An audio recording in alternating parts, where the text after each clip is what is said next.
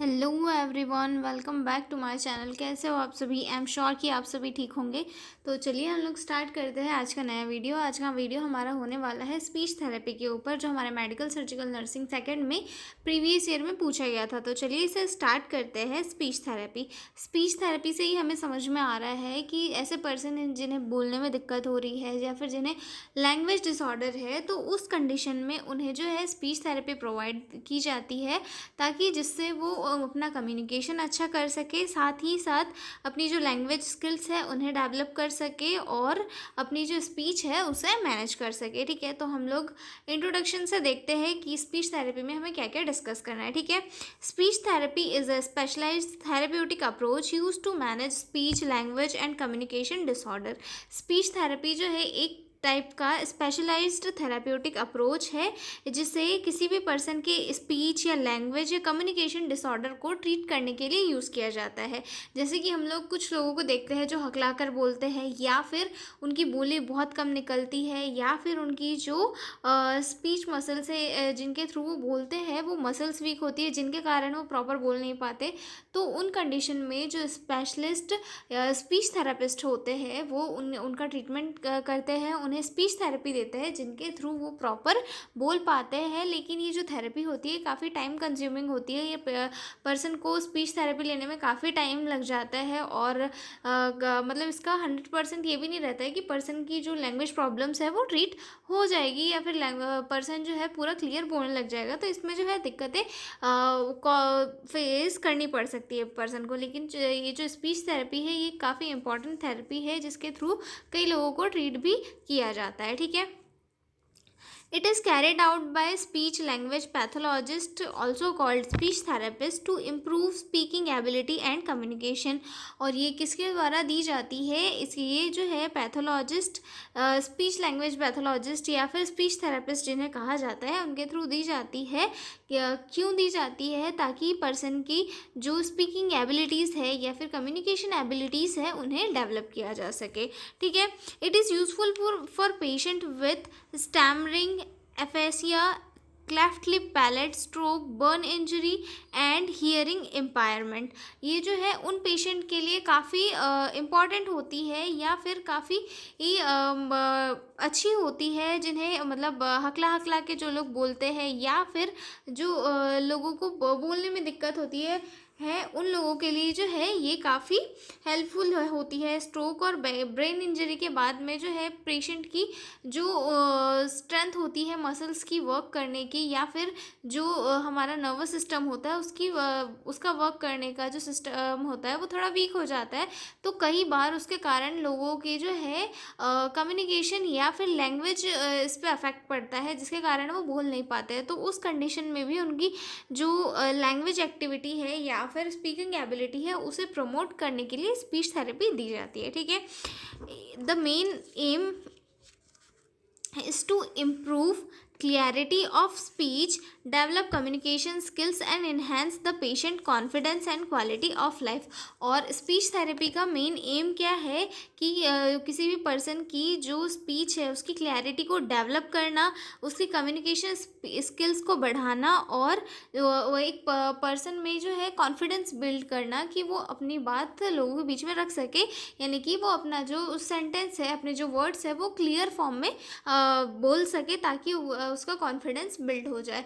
जैसे कि हम लोग देखते हैं, अगर एक जो पर्सन है वो काफ़ी अच्छे से बोल रहा है, उसे वर्ड्स को अच्छे से समझा पा रहा है, तो कोई भी बात उसको सुनता है और वो व्यक्ति खुद में भी है जो है काफ़ी कॉन्फिडेंट होता है कि हाँ नहीं, मैं बोल रहा हूँ तो मतलब लोग समझ रहे हैं, मैं क्लियर बोल रहा हूँ। वहीं अगर हम देखें कि कोई हकलाया वाला व्यक्ति रहता है, तो वो क्या धीरे धीरे अटक अटक के बोलता है, तो उस कंडीशन में क्या होता है कि वो उसका सेल्फ कॉन्फिडेंस भी गिर जाता है कि यार मैं तो हकला के बोलता हूँ, मैं नहीं बोल पाऊँगा।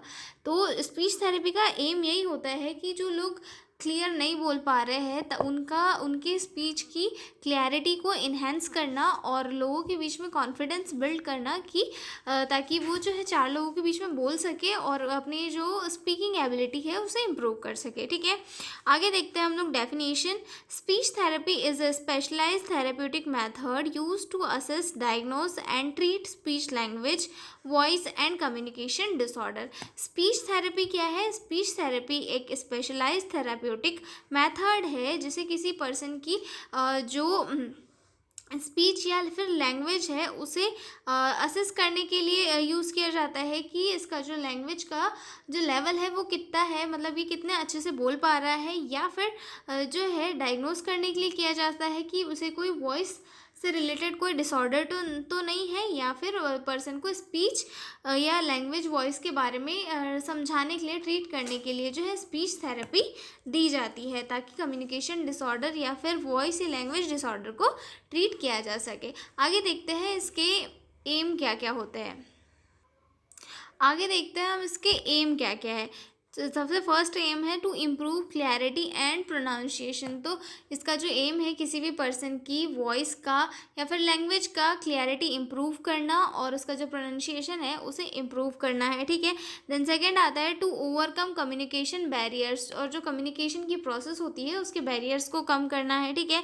देन थर्ड एम आता है to develop correct voice pitch tone quality. जो किसी भी पर्सन की जो वॉइस पिच है, उसकी टोन है, क्वालिटी है, उसे डेवलप करना, देन या फिर करेक्ट करना, ठीक है। To help recovery after stroke, brain injury और सर्जरी। और अगर किसी पेशेंट को ब्रेन सर्जरी हुई है, स्ट्रोक हुआ है या फिर सर्जरी हुई है, तो उससे रिकवर कराने में भी स्पीच थेरेपी क्या करती है, हेल्प करती है, ठीक है। To build confidence and enhance social interaction. Speech therapy के थ्रू लोगों के अंदर कॉन्फिडेंस भी बिल्ड किया जाता है और सोशल इंटरेक्शन को भी इन्हेंस किया जाता है, ठीक है।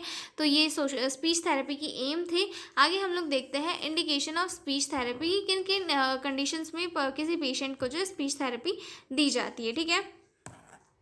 Speech therapy is recommended for patient with speech disorder, language disorder, voice disorder, neurological condition, structural defects, hearing empowerment. हम इन्हें थोड़ा डिटेल में पढ़ेंगे।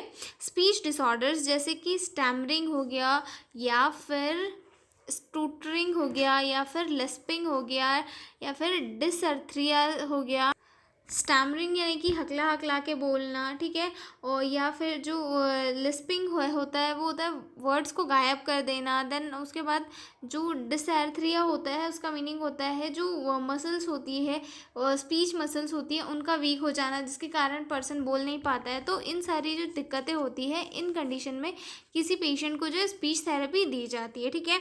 उसके बाद सेकेंड पॉइंट आता है लैंग्वेज डिसऑर्डर। लैंग्वेज डिसऑर्डर की कंडीशन में भी दी जाती है एस्फीसिया डेवलपमेंट डिले इन चिल्ड्रन। एस्फीसिया यानी कि स्ट्रोक के बाद में वर्ड समझ या फिर बोल नहीं पाते, तो उन पेशेंट्स को दी जाती है, ठीक है। उसके बाद जो डेवलपमेंटल डिले चिल्ड्रन, जो बच्चे उनका जो डेवलपमेंटल है डिले हो जाता है, जो बच्चे जो है लेट से डेवलप होते हैं, तो उस कंडीशन में भी बच्चों को स्पीच थेरेपी दी जाती है ताकि वो प्रॉपर बोलना सीख सके, ठीक है।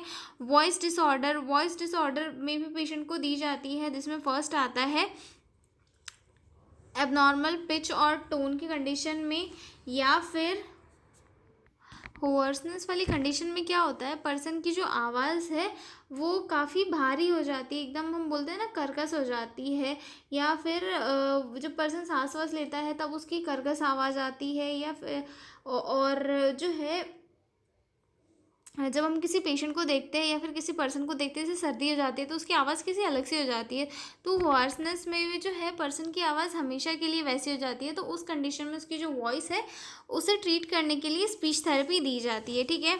उसके बाद आता है न्यूरोलॉजिकल कंडीशन। न्यूरोलॉजिकल कंडीशन में स्ट्रोक हो जाता है अगर किसी पेशेंट को, तब दी जाती है।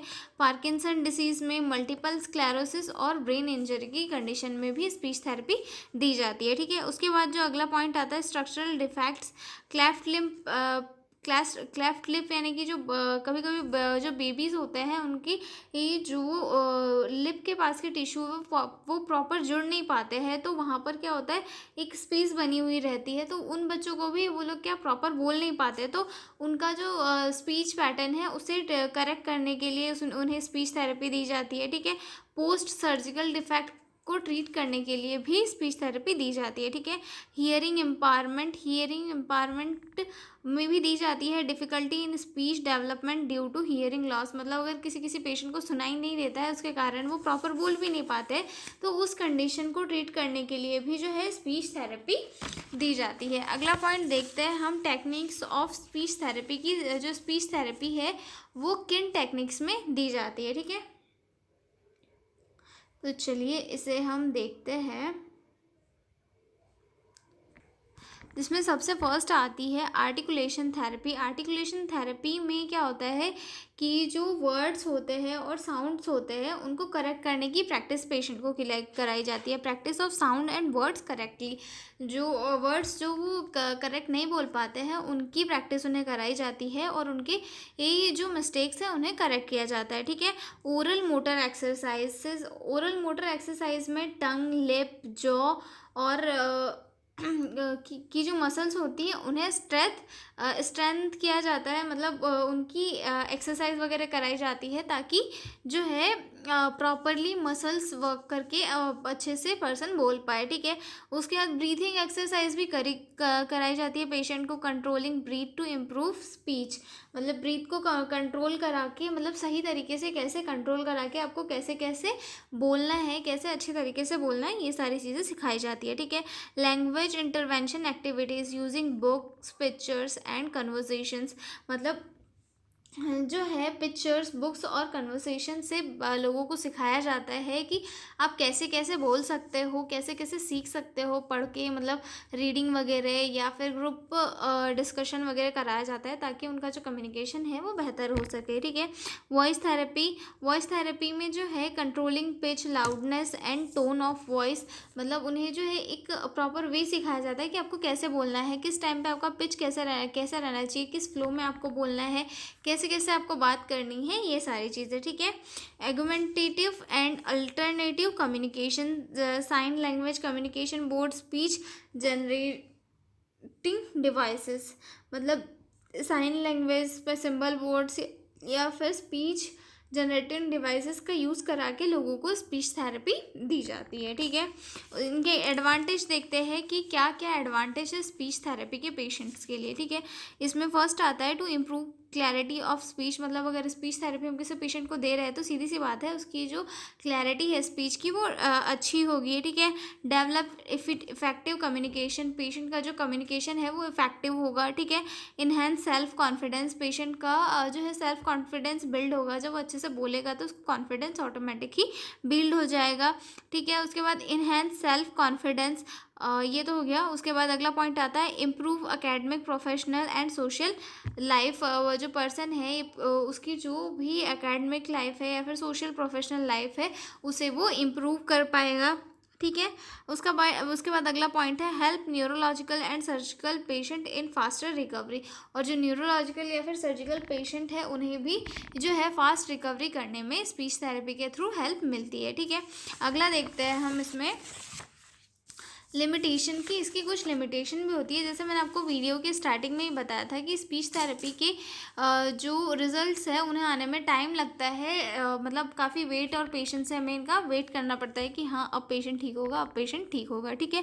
इसकी कुछ लिमिटेशंस भी देखने के लिए मिलती है, जैसे कि require long term therapy and patience, मतलब पर्सन को जो है काफ़ी लॉन्ग टर्म तक थेरेपी लेनी पड़ती है और पेशेंस के साथ रहना पड़ता है कि हाँ अब जो है आराम होगा, अब पेशेंट अच्छे से बोल पाएगा, ये सारी चीज़ें, ठीक है। Complete recovery is not always possible, और इससे जो है कंप्लीट रिकवरी हमेशा पॉसिबल नहीं होती, मतलब कुछ कुछ चांसेस में ऐसे भी होता है कि कंप्लीट रिकवरी पेशेंट की नहीं हो पाती है, ठीक है। अगला पॉइंट आता है उसमें regular practice and family involvement are essential, और इसमें जो है रेगुलर प्रैक्टिस करना और फैमिली का इन्वॉल्वमेंट भी बहुत ज़रूरी होता है, क्योंकि अगर फैमिली इन्वॉल्व होकर अच्छे से उसके साथ कोऑपरेट कर रही है तभी इंसान प्रॉपर तरीके से सीख पाता है, अदरवाइज़ उसे सीखने में बहुत ज़्यादा दिक्कतें फेस करनी पड़ती है, ठीक है। अब स्पीच थेरेपी में नर्सेस का क्या रोल है वो भी देख लेते हैं, ठीक है, जिसमें सबसे फर्स्ट आता है नर्सेस का role assessment, identify speech and communication problems. Nurses को जो है जो भी पेशेंट के प्रॉब्लम है उनको आइडेंटिफाई करना है और जो कम्युनिकेशन प्रॉब्लम्स वगैरह है वो असेस करना है, देन वो सारी जो है अपर अथॉरिटीज़ को देना है, ठीक है। Refer to patient to a speech therapist, और उसके बाद जो पेशेंट है उसे स्पीच थेरेपिस्ट को रेफ़र करना है, ठीक है। उसके बाद पेशेंट जो नर्सेस हैं उन्हें सपोर्टिव केयर भी देनी है पेशेंट को। Encourage the patient to continue therapy, patient को इंक्रेज करना है कि वो अपनी थेरेपी को कंटिन्यू रखे ताकि उसका जो ट्रीटमेंट है वो अच्छे तरीके से हो सके। देन अगला पॉइंट आता है इसमें असिस्टेंट, पेशेंट को जो है नर्सेस को थेरेपी के दौरान हेल्प करनी है कि थेरेपी सेशन जब चल रहे हैं तो उस टाइम पे पेशेंट को अगर हेल्प की नीड है तब उसे देना है। एक्सरसाइज के दौरान अगर पेशेंट को हेल्प चाहिए तो नर्सेस को हेल्प प्रोवाइड करनी है, ठीक है। अगला फैमिली एजुकेशन, नर्सेस को फैमिली को पेशेंट की फैमिली को एजुकेट करना होता है कि आप थोड़ा पेशेंस रखिए और जो पेशेंट है उसे घर पर प्रैक्टिस करवाइए, क्योंकि अगर आप प्रैक्टिस करवाओगे तो उसके थ्रू जो पेशेंट है वो ज़्यादा अच्छे से रिकवर होगा। Monitoring progress record and evaluate improvement in communication, और अब जो नर्सेस है उन्हें मॉनिटरिंग भी करनी है प्रोग्रेस की कि पेशेंट की प्रोग्रेस कहाँ तक हुई है, उसका जो भी इम्प्रूवमेंट हुआ है वो कितना हुआ है और कितना बाकी है और कैसे कितने ड्यूरेशन में हो रहा है, ये सारी चीज़ें भी नर्सेस का वर्क होती है, ठीक है। तो ये हो चुका है हमारा क्वेश्चन स्पीच थेरेपी वाला। तो अब हम मिलते हैं अगले वीडियो में एक नए क्वेश्चन के साथ, तब तक के लिए बाय बाय।